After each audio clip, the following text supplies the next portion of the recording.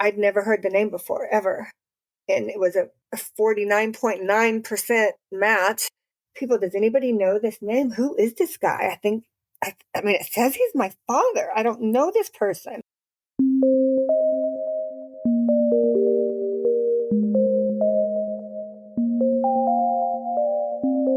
Hello, you are listening to NPE Stories. This is a podcast where NPEs can share their story. I am your host, Lily, and I found out I was an NPE through an ancestry DNA test that changed my life forever. NPE is a term that stands for Not Parent Expected or Non-Paternal Event. This means that one or more of our parents are not who we believe them to be. NPE Stories is a podcast where NPEs can share their story of what their original family was like, how they found out they were an NPE, and what their journey has been like since the day they found out. And welcome to episode 206. And today I am speaking with Heather. Hi, Heather. Hello, Lily. Thank you. Thank you so much for doing this today and setting time aside. Absolutely. Thanks for having me. And we are going by Heather Venceil. Correct. Yeah. And did you just tell me that is your biological father's last name? It is. I took the original birth surname I would have been given. So, yeah, it was a happy, exciting process. Oh my gosh. When did you legally change your name? In April of this year, my birth certificate had a blank father. And so we submitted. He came home for my birthday last November. My birthday's next weekend. This Friday, actually, is my birthday. So my bio father came to visit last birthday, our first birthday together, my birthday. And when he was here, he's in Dallas, I'm in Midwest. He and I submitted a legal DNA test by a physician, the accredited forensic lab, court quality test, not an ancestry over-the-counter DNA test. And it came back and we submitted a paternity order. I had to serve I call him dad now. That's been a progression, but I had to serve my dad with a paternity order. And he was thrilled. The actually serving officer was laughing because he's like, no one has been ever happy to get a summons for court before. Oh. And so on the summons, all the I's were dotted with the heart, and the judge was cracking up. Everybody thought it was as wonderful as it was. And he attended the hearing via Zoom, and I cried my head off, and I was legally declared his daughter, and my birth certificate amended. And then I went through the steps of legally changing. Obviously, my birth certificate changed, my social security card, my passport, my driver's license. So now I am legally who I was born to be. Oh my gosh, I love this story so much. I love how we're starting out. So if your original birth certificate was blank, this is actually kind of a nice transition into finding out more about your original family or your family of origin. Mm-hmm. So I always knew the dad who raised me was not my biological father. My mother told me, my raising dad, everyone else, that my genetic father had abandoned her while pregnant with me in 1971 and that we were better off without him anyway. He was a drug addict and neither of our lives would be good with him in it. So the phrase, anyone can be a father, but it takes someone special to be a dad, was instilled in my brothers and I. There were four of us, five of us altogether. I had four brothers, two older, that my raising dad brought into the relationship with my mother. Obviously, my mother brought me into the relationship, and then together they had twin boys younger than me. So I had two older and two younger brothers. So when I was about 4 years old, the boys were all told to go to the room. Don't come out until you're told. They pulled a kitchen chair in the middle of the room and told me to sit down. I thought I was in trouble. My raising dad got down on his knees, eye level, and explained to me, your mom and I love you. you know that your mom is your mother and the twins' mother, but she's not your older two brothers' mom. They have a different mom, right?" And I'm like, Mm. "Yeah, it's her name's Linda. I like her." And I mean, I'm 4 years old, so they're like, "Well, I'm all of you kids' dads." And I'm like, "Yeah." And he says, "But I'm the boys' father, but I'm not your father." And so as a child, I'm like, "Well, who's my father? Where's my father?" And that's when my mom kind of took over. She was standing, my dad was down, you know, kind of eye level with me. And my mom tells me, that he's a bad guy and that I have a great dad. And I did. I agreed with that, not knowing. And as I grew, being the only girl was different. And I was given my mother's maiden name. My brothers all had my raising dad's last name. My mom was married to him, so they all had a different name than me. So I just felt different. And as I developed, I asked my raising dad to adopt me, and he was ready to do it. And my mother got really dramatic and was absolutely against it. And she was saying, he'll take her, he'll take her from us. We'd have to advertise, that you're adopting her, and him or his family will see it and they'll come take her away. And at the same time, all growing up, the narrative was that he didn't want me, he didn't want her. Of course, I had questions, as I grew. And her narrative was always, he doesn't want you. He doesn't want me. He didn't want you. He won't want you. You can't go find him. You can't ask Mm. questions. You shouldn't, question anything. But then at the same time, you can't be adopted because he might take you. So there were, even as a child, conflicting stories that just did not jive. Something was Yeah. off for sure. Yeah. But my dad was a great dad. I mean, he raised me like his own. He called me his sprout, not his seed. That's how he would introduce me. This is my sprout. And so we were really, really close. But always, when I would raise any questions, my mom would get extremely emotional, extremely dramatic. And I learned really quickly not to ask questions because if I did, it would upset her. And she would tell me about how terrible he was, how he was on an expensive drug habit, and that she saved our lives by not being with him. And then at the same time, he didn't want her, he rejected her. It would go back and forth, confusing. It was 1971, and she was 18. I've become kind of a conception investigator. I've been a private investigator of my own conception really my whole life because nothing made sense. In 1971, an 18-year-old unwed woman was scorned. I mean, society was extremely unforgiving of an unwed pregnant teen. Girls were kicked out of school back then because they might rub off on the other good girls. Entire families were ran out of town from the scandal of an unwed pregnancy. So my mother was sent away to have me 6 hours north to live with her sister, my aunt, and their small family. And she became, the narrative was that, she was scorned by this not honorable father and he was on drugs. So she became sort of the hero and the courageous single mom in that societal time because I think a lot of NPEs are my age and I anyway, for sure empathize with the situation that my mom found herself in.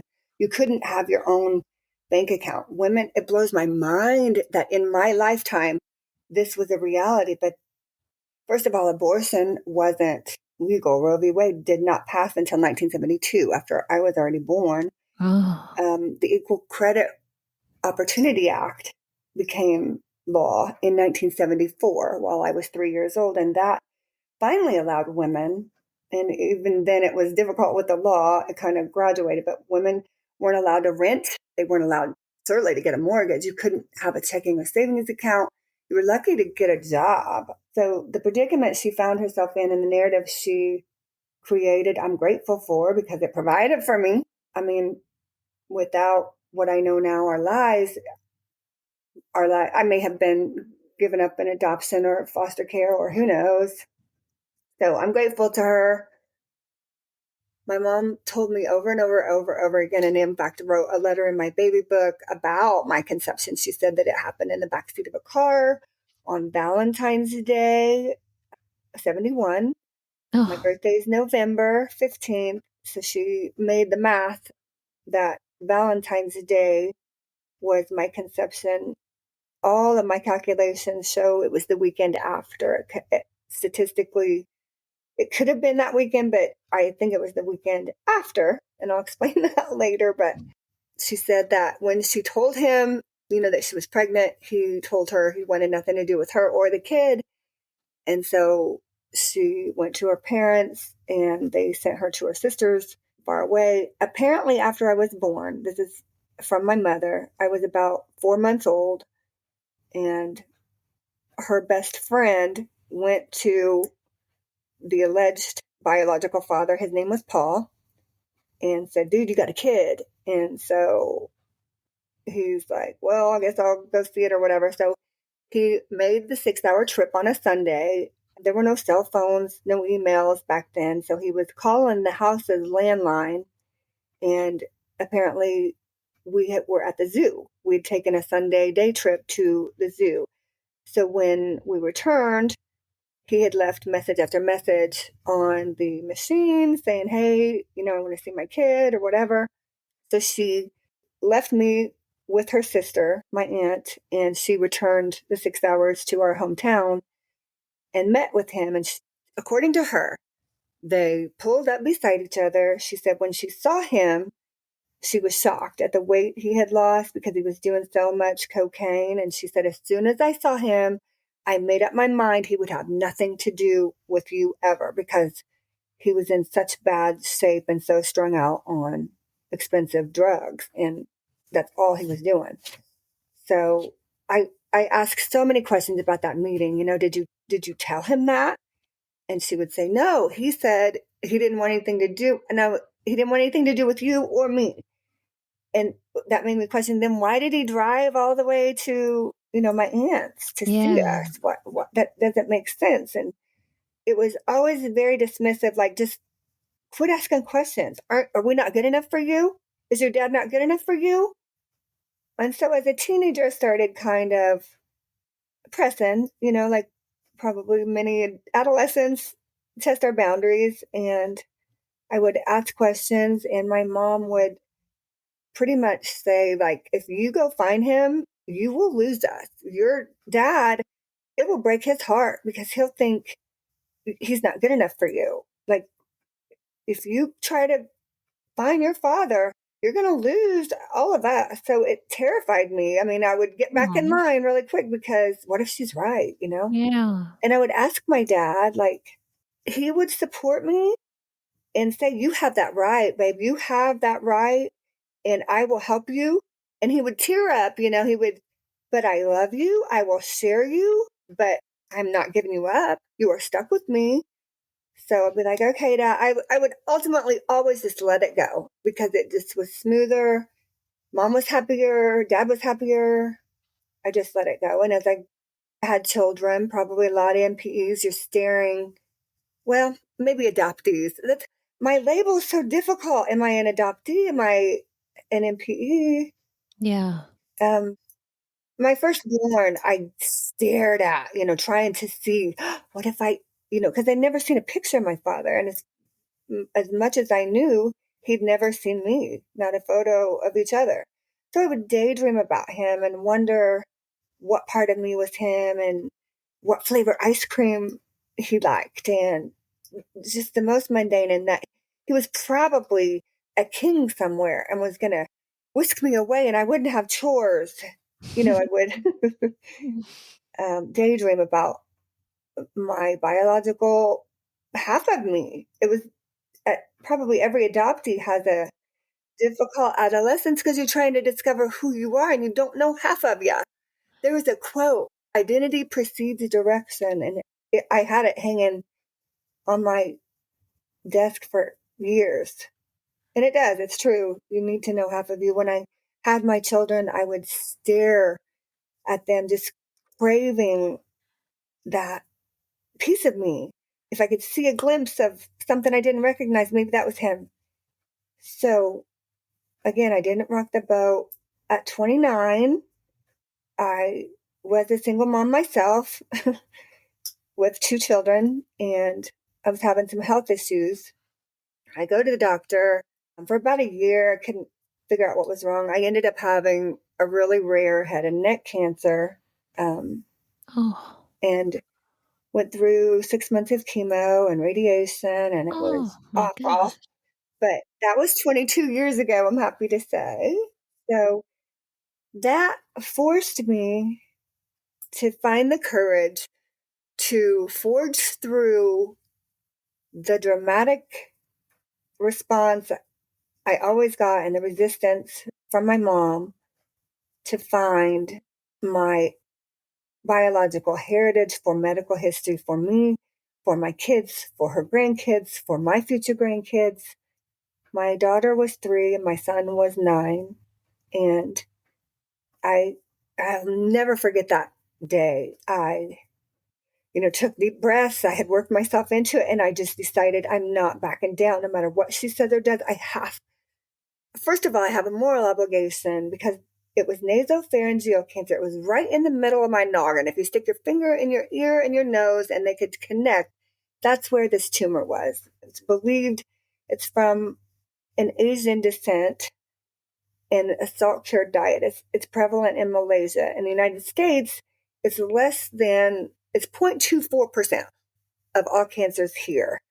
Less than a quarter of 1%. It's extremely rare. It's usually in males, and it's usually of males of Asian descent. I am neither, but so I was just adamant. I was standing in front of my fish tank at my home because my mom actually moved in with me to help me care for my little kids while I was going through treatment. Again, I'm eternally grateful. I feel like that gave me life twice. I'm not sure I would have made it through treatment without her. Definitely my kids needed a full-time caregiver, and their dad ironically wasn't in their lives. So I said, Mom, I need to find my father. And she instantly started in with, he's no good. He's not good for you. And what I left out earlier was that always, always, always, she would tell me how much she hated her own father and how much he had abused her and how he had taken advantage of her in all the horrific ways, in details of the abuse, and how he abused her sisters and probably her brothers. And I had to endure a lot of my childhood. I would check out during those repeated stories of abuse because I would think, what does that have to do with my father? I'm sorry you went through that, but I don't understand the correlation. So another contradiction and more confusion. So back to the day I demanded answers. She went into the abuse she endured and how terrible my father was. And she cried. And always in almost 30 years, I had backed down until that day. And I said, Mom, this depends life or death. Like, I made it through this 6 months of treatment barely. I can't live my babies doing it. I can't watch them do it. I can't survive that.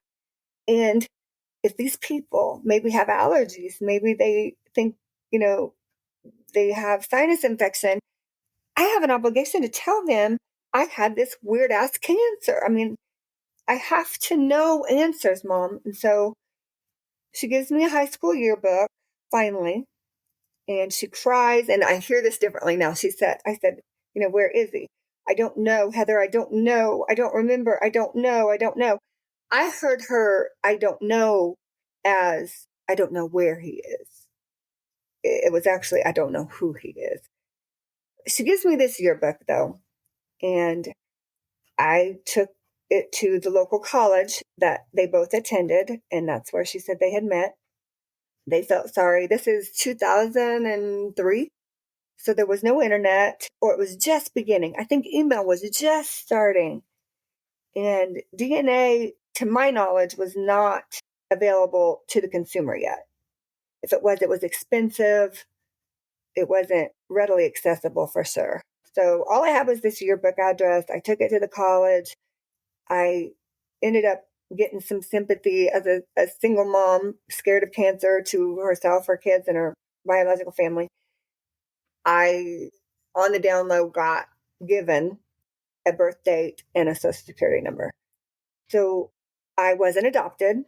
I couldn't get a medical history through an adoption agency. So I started emailing people, and that was right when email started. My email got forwarded and forwarded and forwarded, and my story got shared.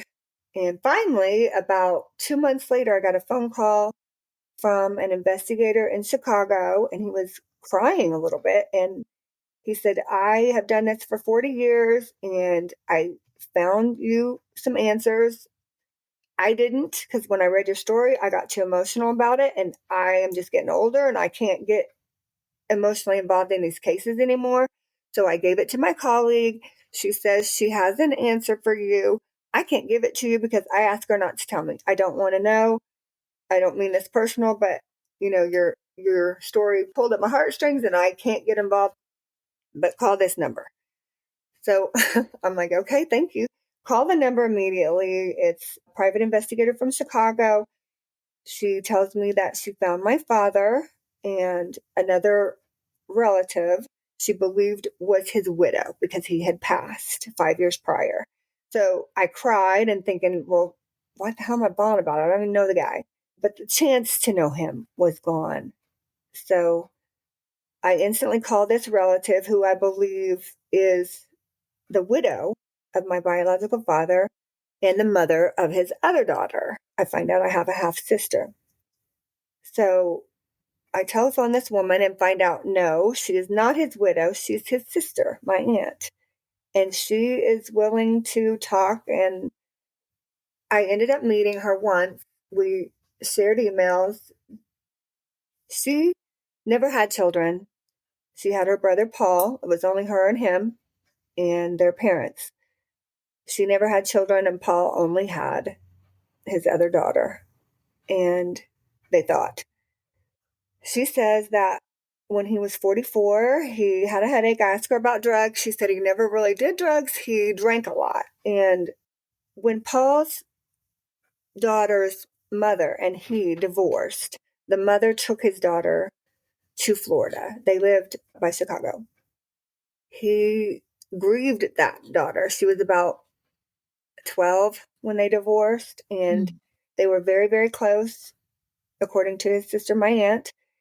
And they made a pact that she would come back to Illinois, Indiana when she was 18 and be with her dad.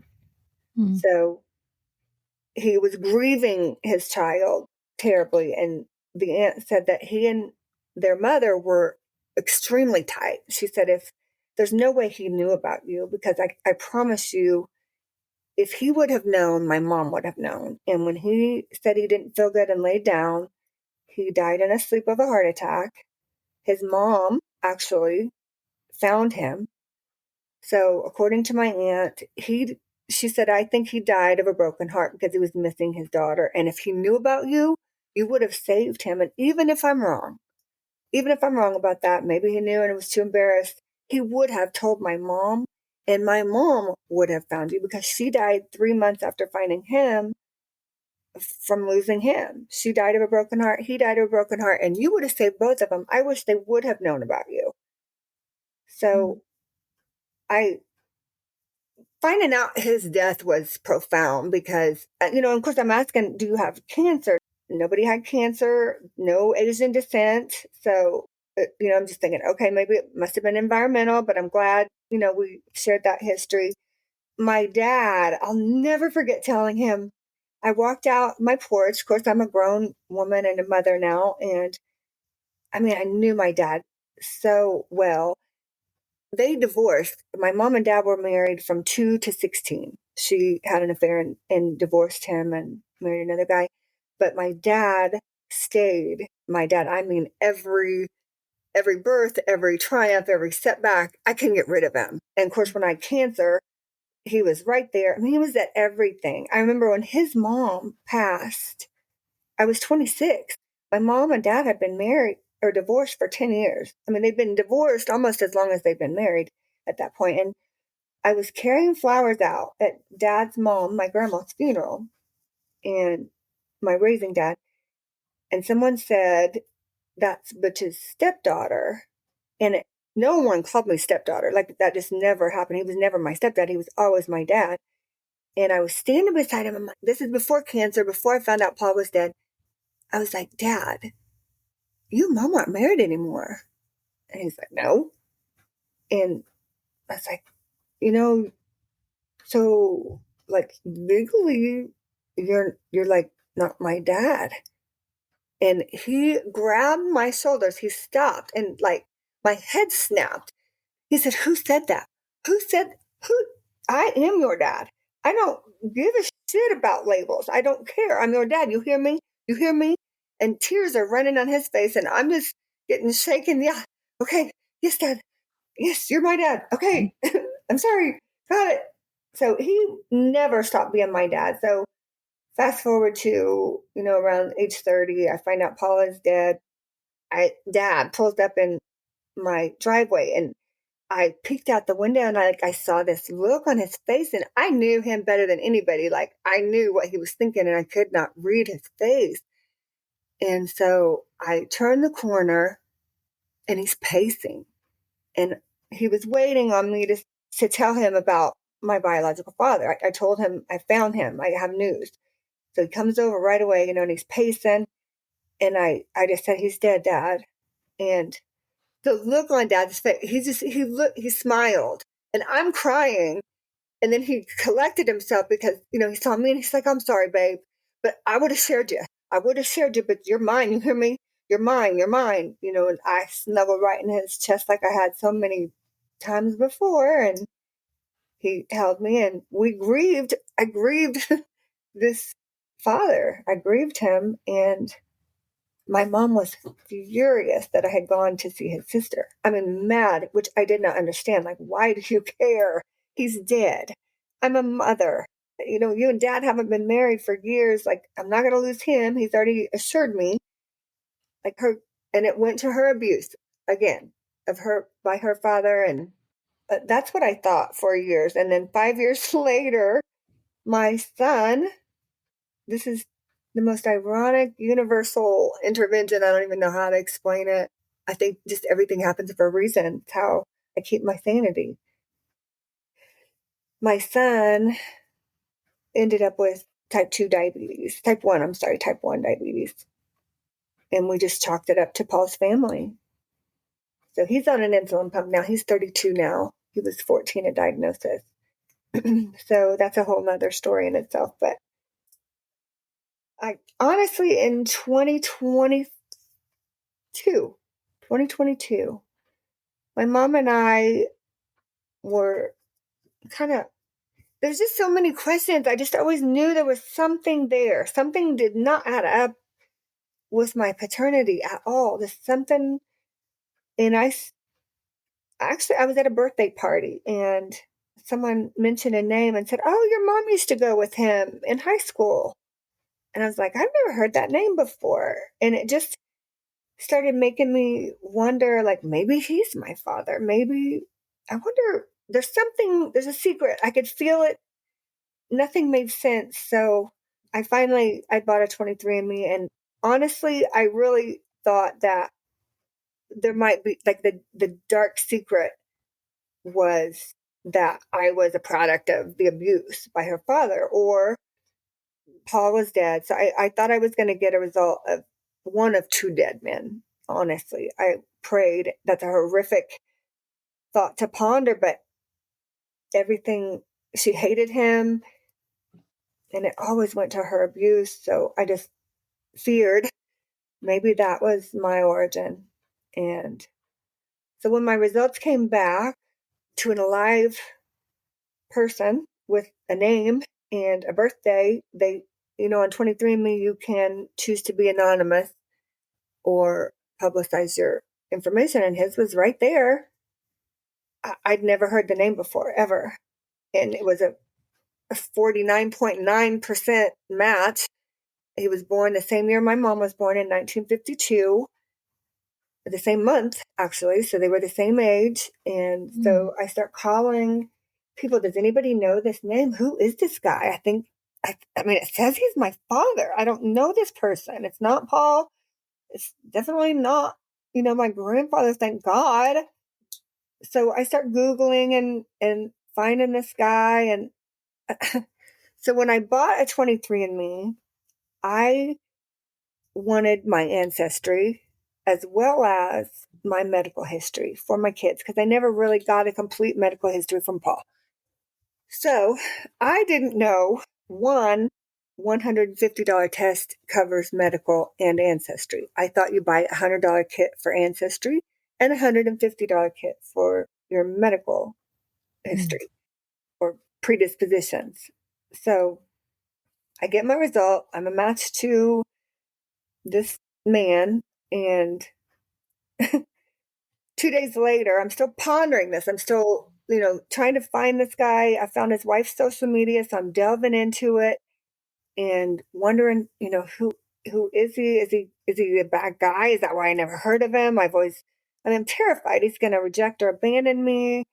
Like, so 2 days later, I get another result from 23andMe that I have an identical twin named Heather because it's my damn self because I took 2 tests. So I'm Oh, freaking out. And now I have 2. She matches this guy because I did spit in 2 different tubes. She is also 49.9% this guy's daughter. So now I have to reach out to him and, like, if there's any hope that he will let me at least see a photograph of him or know so many answers. I got to tell him I'm not a twin. oh. He's going to run for the hills. Got friggin' identical twin daughters, both named Heather. So I message him on 23andMe, like, first of all, I'm not an identical twin, but you did match both my specimens. And, here, I know I was conceived around February 1971, around Venceil, Indiana, or Lawrenceville, Illinois. They're right, a river separates the towns. So, I'd love to share some medical history and pictures if you're down and whatever. So I'm freaking out. I'm with my best friend. We're in actually a restaurant. New Year's Day is when I sent this. I got the results the 27th. And then on the 29th, I got the twins' results. And so on New Year's Day, 10 hours after, 10 hours, I mean, not that I was glued and counting down the minutes or anything, exactly 10 hours later, I get a response in 23andMe, and I'm freaking out. I have my phone. I hand it to my bestie because I'm like, I don't think I can emotionally take this. So you read it first, and I'm going to gauge by your face. So, like, be gentle, please. And so she's like, She reads the message and she starts crying. I'm like, what is it? What did he say? What did he say? And she reads it to the end, and the end says, "You are not an unwelcome surprise." So we are jumping up in the restaurant like, I'm not an unwelcome surprise. That means he wants to talk, right? Like that means he wants me. I'm wanted. I'm kind of wanted, Kelly. I'm wanted. So we're jumping up and down in Denny's, and everybody's staring at us. I'm like, I might be wanted. I might know my father. Like, I might finally see myself. Like, we were just both bawling and excited. And from there, of course, I go instantly home. I'm on my desktop, and we start communicating via email. He says, well, if you'll, share your email. He tells me that he was an 18-year-old Marine stationed in Tennessee in February of 1971. and he elected to go to Venceil, Indiana with his buddy, whose parents lived there on leave before they were Mm. both being deployed to Vietnam. He went to a party, he remembers, and he remembers meeting a young lady, and he felt terrible. He's thought about it because he had to leave. He had to get back to base before, like right at daylight, he had to gather his things. He's like, I can tell you the house, I can tell you the living room, and there was a bedroom off to the side. That's where we were. Like, I remember it. It was a party. We were both partying pretty hard. He says my mom was doing LSD and he was doing mescaline. And so she got sent away 6 hours north to have me. He was deployed to Vietnam and he never knew I existed. I think she probably thought he would never return, maybe. Maybe she was so out of it, she didn't know that. I think she was probably with Paul Valentine's Day weekend, and the following weekend was this other party where she was with this Marine. Mhm. And I would imagine she went to her mom. I mean, I entertained, like, at first, I thought she just made a mistake. Like, she didn't know. I was thrilled. I thought she would be too. I truly thought my mom would be, like, so happy. And I mean, maybe like, oh shit, sorry, babe. I thought it was the other guy, you know? That's what I would have done as a mother myself.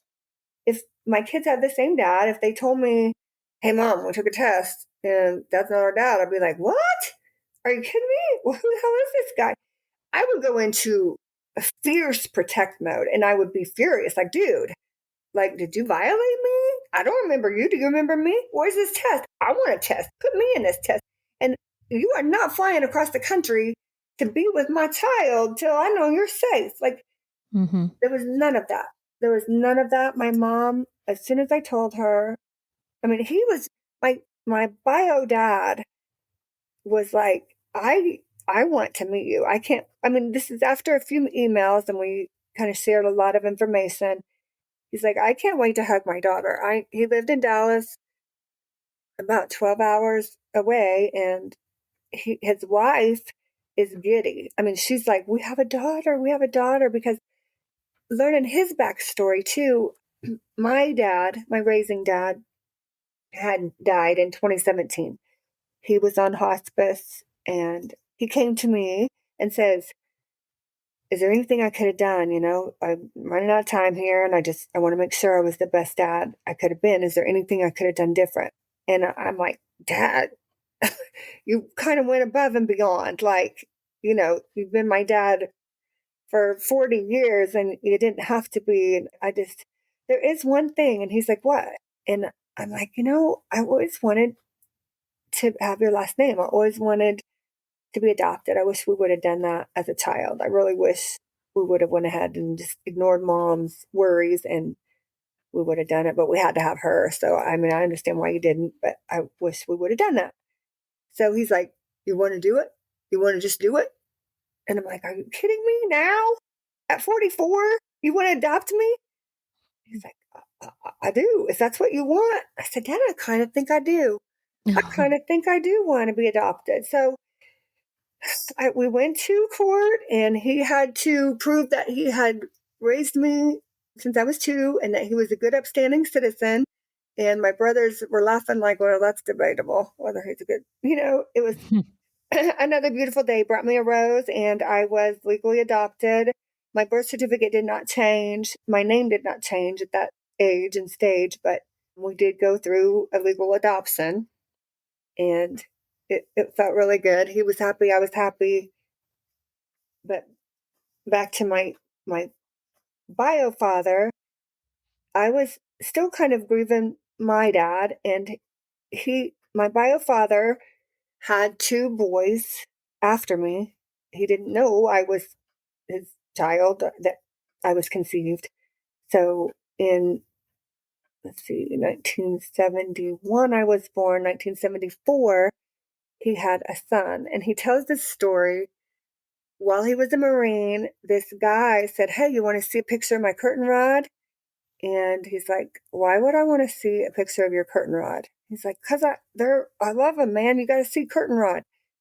And he pulls out a photo, and it's two boys, Kurt and Rod, his sons. And he just thought that was hilarious, which it is kind of funny. So he decided that he was going to do something like that and make his kids be Pride and Joy. So when he had his firstborn, he thought in 1974 after me, he named his son Pride, Philip Pride, and they called him Pride. In 1978, then he had another son named Nick. And we discovered each other in December of 22. In February 21, I think, yeah. Pride was killed in an industrial accident. He died, so I never got to meet him. So he's grieving what he thought was his firstborn son. Mm. And I was grieving my dad. So it was just profoundly emotional for sure. And I started expressing myself. I never wrote a poem in my life. I started just everything. I was trying to find rhyme and reason, I think now looking back. And so words just started rhyming, and I just started coping through words. And I really empathized hard with my mom and the position that she found herself, and truly, truly, truly at first believed it was a mistake, you know? And I was like, Mom, I got no judgment. Like, I have two children, and there were a couple of times when their dad and I, when we were apart, he wasn't real involved. There were a couple of sticks that turned plus or negative that I praised Jesus for. There was a New Year's Eve. I divulged some pretty private information to her, like, I'm judging you, Mom. I am not judging. It's easy. Like, when you think about conception for a woman, you don't have to be a hussy to not know your baby daddy. 2 weeks, 3 weeks, 4 weeks, you get one cycle a month. So I'm not judging you, Mom. Like, I am not, there's no judgment at all. In fact, I relate, like, but he's a good guy. He's he's of all things, he's a licensed clinical social worker in Dallas, Texas. His wife is also a mental health therapist. So it was awesome to have that. She, her response still disappoints me. It was drama. Of course, it was drama, and it was pure denial. The test is wrong. You're making this up. You're just mad because I didn't invite you to dinner in time. I didn't give you enough notice to the family dinner. You ruined all the holidays anyway. You're just doing this to cause trouble. This is not true. You're making it up. Mm. Um, I'm just kind of mind blown by that response. Like, it would be more credible to say, I was passed out. He violated me. He, whatever, to which he says, I would be furious because that is not the truth. And Yeah. his wife is like, I can attest that's not the truth. I believe that's not the truth. That's never even been spoken by my mom, which surprises me because that would be more believable than me being, rocket scientist able to manipulate laboratory data. I'm not that wealthy to pay that many people off. Like, really? Really? Yeah. I'm making this.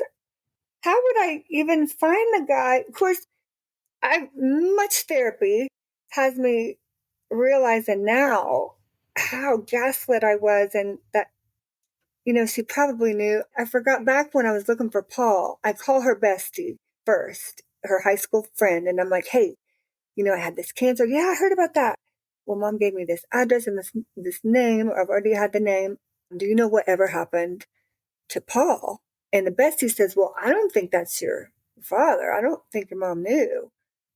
And I laughed. I laughed about it. And this is 22 years ago. So my memories are fuzzy, but I do remember her saying, I don't think she knew. And I laughed and said, yeah, she knew who it is. She just didn't know what happened to him or where he went. Do you know where he went? And she's like, no, I don't know where he went, but I don't think that was him anyway. Mm. So it just, yeah. I've been very patient with my mom, waiting for her to come to terms, and she's just hostile, like straight up hostile and accusatory and hurtful. And so I decided I'm not going to do this to myself anymore. I wrote her a letter. I took it to her house, and she took it. I extended my arm, and I was crying, ready for her to stand up and hug me. And she says, with gritted teeth, "Get out." And it shocked me. I mean, it felt like a knife or something. Like I couldn't believe. And she repeated, "Get out now." So I turned on my heels. I was shaking. I'm like, "I'm going. I'm going." I left her Mm. the letter, and it was kind. It was saying, "Mom, nothing. This discovery took nothing away. I still love you. I still love the dad that raises me. It took nothing away. It just brought me closure and wholeness. Can't you see that? Like even my kids. I mean, as soon as he landed at that airport, as soon as I saw him, I saw one childhood picture of Paul and I saw the half sister, and I did not feel connected to them at all. And I chalk it up to, well, we have different moms. That's why we don't look alike. There was no connection. There was a sense of loss because I didn't ever get to meet him. He was gone. But there wasn't the connection that I felt when I first saw my biogenetic father. I saw me. I saw my eyes. I saw my cheeks. I saw him in my shoulders, my son's shoulders, my daughter's hair. Now that I've seen pictures of his parents, I just got back from Dallas for the first time. I stayed at my dad's house for the first time and got to see photo albums and his dad, my grandpa. I found my chin. I've been looking for my damn chin my whole life, and I found my chin. And most of the pictures of him, he's holding up the bird finger, and I'm like, oh, my attitude and my chin. I found me. Um, they're just awesome. They are awesome. His wife and I have slowly developed a closeness that's pretty unbreakable.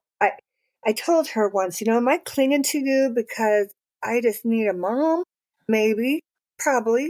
Yeah. Could I cling to a more kind, smart, wise, accepting, patient, beautiful, inside and out person? Never, never. So it's just, they're glad to have me, and I'm glad to have them, and my kids are thrilled. I feel a shift in me and a shift in them, and I'm seeing things that my mom passed on to me that I inadvertently passed on to them that I can apologize for and go, "Hey man, that was wrong. Like guys, that was, learned, and we need to unlearn it." And my second grandson was just born, and it was so good to know he was the first child born that I wasn't searching for answers in, that I saw. I see those eyes. I see those cheeks. I know who he is, and now he'll know who he is, and it's awesome. I really identified with what you said about clinging to if that's okay to say, being so close with your birth father's Spouse. wife. Yeah. I call That's, her my mom bonus, so she's my mombo. I yeah, call her because my mombo. it sounds like you need one. You do. I mean, you never stop needing your mom. Like, and Right. I still love my mom. We will probably never speak again. My kids' Mother's Day was this year. This May was the last time we spoke. My kids were like, "We should go see grandma."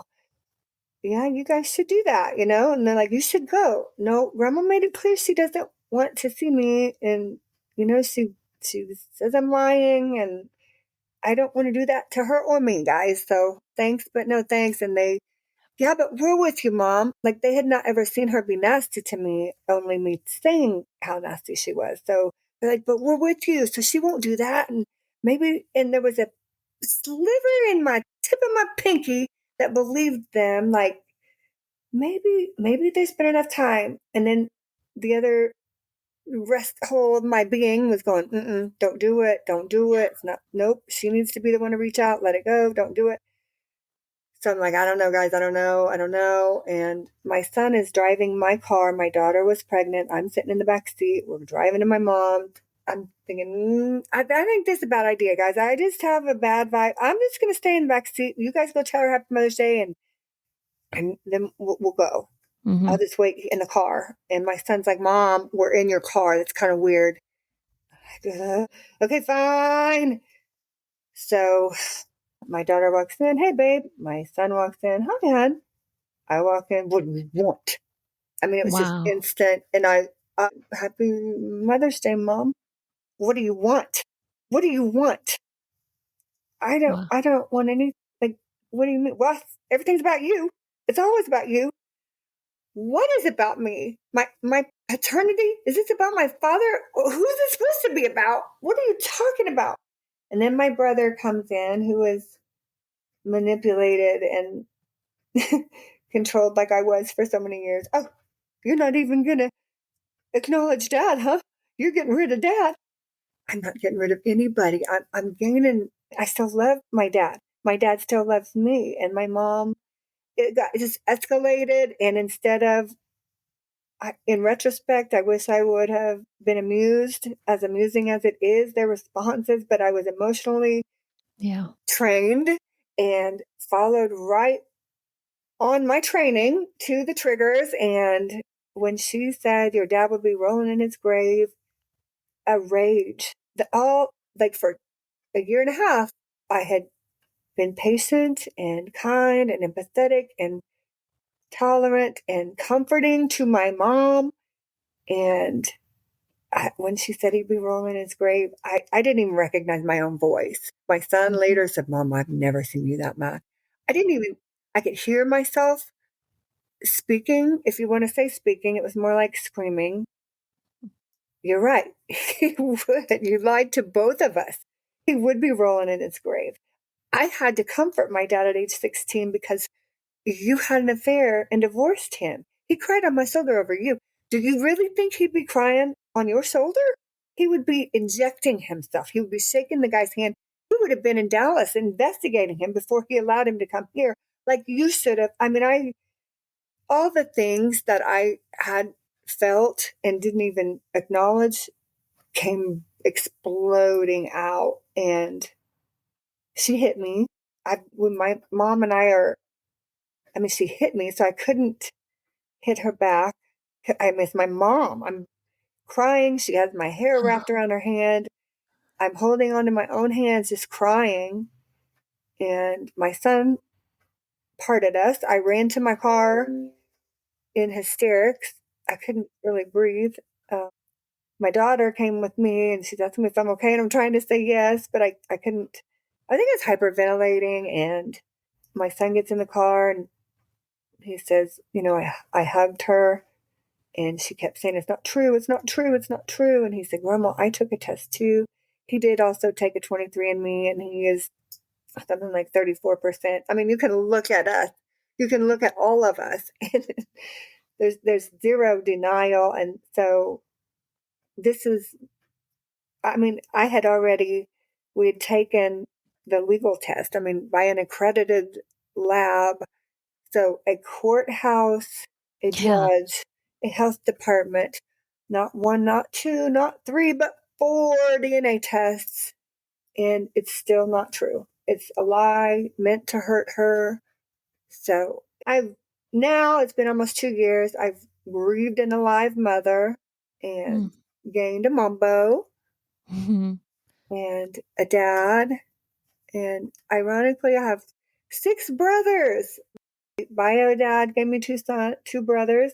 My mom gave me twin brothers, and my dad gave me 2 stepbrothers. So all of them gave me 2 brothers. So I have 6 altogether, and all that have to do with my mother are still under her spell, Yep. and we don't speak. And the one living son of my bio dad is not responsive at all. I think he's still grieving his brother, and Yeah.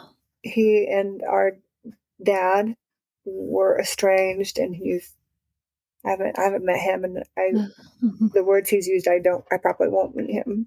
So I just have to interrupt here and say, I'm so sorry about what a horrible, horrible Mother's Day that was. And as an NPE or adoptee, Mother's Day is already incredibly hard and can be traumatizing, but that just sounds horrific. I'm so sorry for no, you. thank you. It was kind of, I'm regretful that I let myself play into. Now she has a reason to be a victim because I screamed in her face.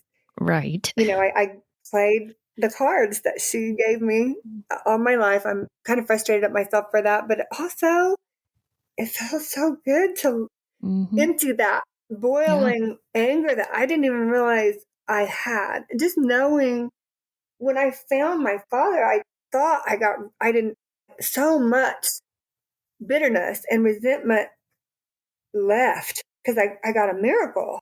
I was so mad that my father died and that I'd let her talk me into not finding him. And now, I mean, it's like a miracle. Like he was reborn and Mm, he loves me. Like, mm, I'm not sure how it would have gone. I've asked him, what if I was a son? Would you have been as receptive since you didn't have a daughter? And he's like, I don't know, but I think so. And I've, I don't know. I think my dad and my brother divinely somehow brought us together. I do. I really do think that. Heather, if people wanted to hear more about your story or to get in touch with you and speak with you, would you be willing and open for that? Absolutely. Yeah. What's the best way to get in touch with you? Heather Carey 1000 at gmail.com. And that's ATATHERCARRIE 1000 at gmail.com. I will put that email link down below in whatever app you're listening to. You should be able to see the show description, the show notes, and I'll put Heather's email in. Heather, thank you. Thank you so much for sharing your story today and going through some of that hard stuff and also some of that beautiful stuff. And I really just appreciated listening to your story. Yeah. Thank you for having me and for all you do. These stories are here for us to identify with. If you are an NPE and would like to share your story, email npestories@gmail.com. You do not have to give any identifying information. If you are an NPE and would like to share your story, I'd like to hear from you. Subscribe to this podcast to hear more. Come heal with us.